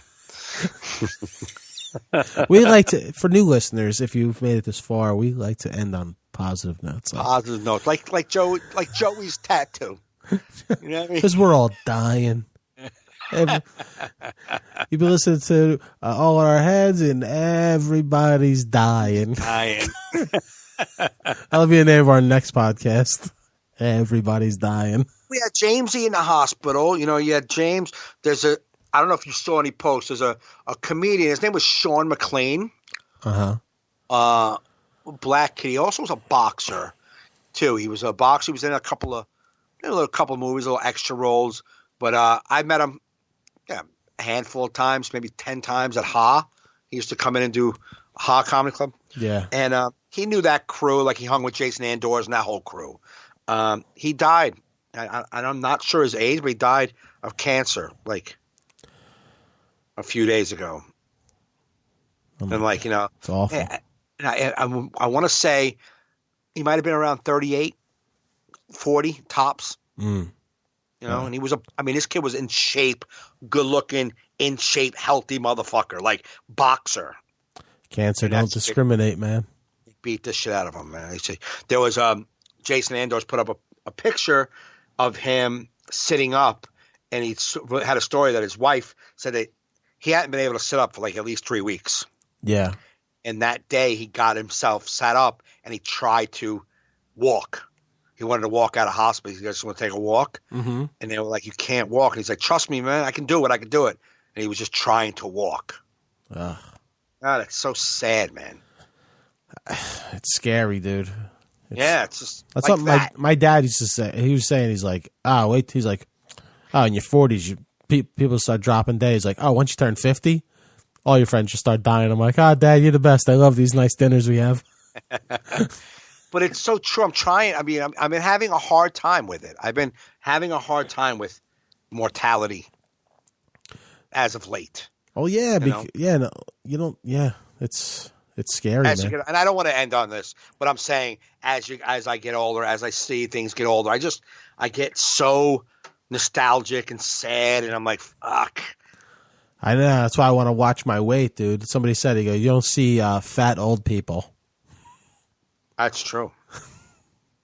That is true. You know, when I heard that, I forget where I heard it. It was on some podcast, and I'm like, oh my God, my chest hurts. I just I better start watching what I eat.